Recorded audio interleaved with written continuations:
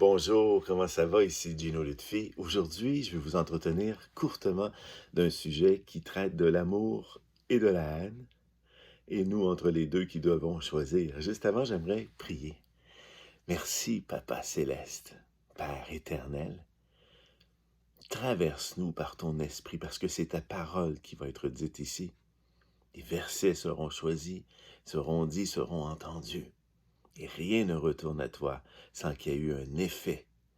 Et un effet, Père, qui sera bénéfique pour nos vies aujourd'hui, qu'on prenne la décision de choisir l'amour. Au nom de Jésus-Christ. Amen. Amen. Comment allez-vous? Eh bien oui, l'amour et la haine. Mais la haine, c'est un gros mot en français.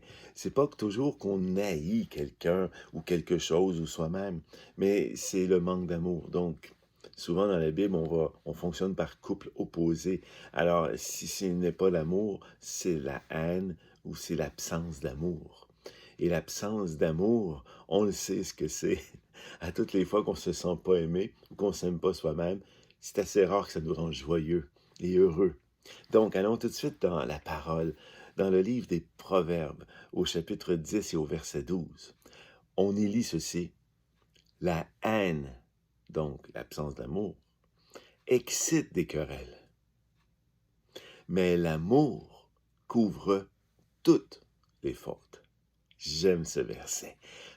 Toutes les fautes. Et toutes les fautes, c'est chaque fois que quelqu'un ne t'a pas aimé, t'a manqué de respect, t'a déshonoré, n'a pas été à la hauteur de tes exigences, n'a pas fait ce qu'il devait faire, ou t'a fait du mal, ou a fait du mal à d'autres et cela te heurte, ou toutes les fois que toi-même, envers toi-même, tu ne t'es pas pardonné, ou t'as pas demandé pardon, ou que tu n'as pas été à ta hauteur de tes exigences, ou de ceux des autres, ou de ceux de Dieu.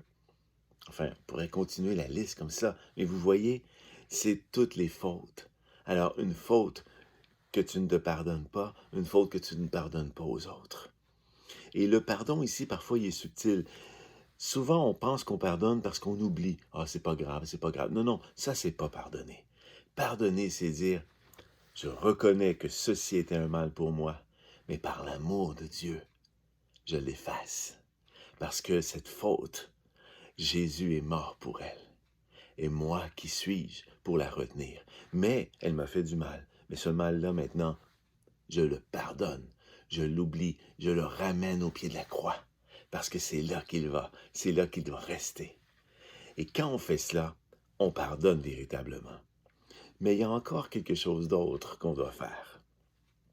Je vous amène dans le livre de Pierre, à sa première épître. Premier livre de Pierre au chapitre 4 et au verset 8. Il nous dit la même chose. Il devait d'ailleurs avoir ce verset des Proverbes en tête, puisqu'il dit « Avant tout, ayez un amour ardent les uns pour les autres. » Mais pourquoi? Car l'amour couvre ou couvrira une foule de péchés ou une multitude de péchés. Amen.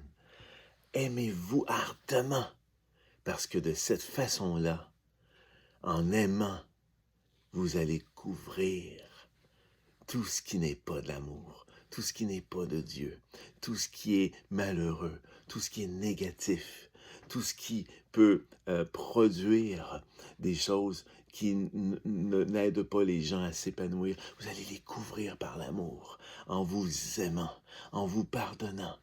Mais ici, ce que je voulais faire remarquer depuis tantôt, c'est le mot « couvrir » qui est à la fois dans le livre des Proverbes et dans la lettre de Pierre. Dans Proverbes, l'amour couvre toutes les fautes. Et dans le livre de Pierre, elle couvre une multitude, une foule, un grand nombre de péchés. Alors, je termine en disant ceci. Si vous avez vécu des événements négatifs, n'en parlez plus une fois que vous avez fait le pardon, tel que je l'ai mentionné tantôt. Parce que quand tu pardonnes à quelqu'un ou à toi-même, tu n'as plus le droit de te rappeler cette chose-là. Pourquoi? Parce qu'elle a été couverte par l'amour. Et ce qui a été couvert ne doit plus être découvert. Autrement, le pardon n'a pas été effectué. Si tu rencontres une personne qui était présente lors d'un événement malheureux pour toi et que tu lui en parles à nouveau alors que tu avais fait la paix avec cela, alors que tu avais pardonné, ben, tu es en train de découvrir ce qui avait été couvert. Et là, tu retournes dans la haine.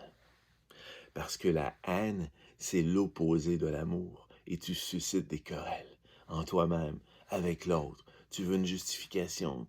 Non. Pardonne et laisse toute chose couverte et n'en parle plus jamais. Parce que c'est au pied de la croix et c'est oublié par Dieu lui-même.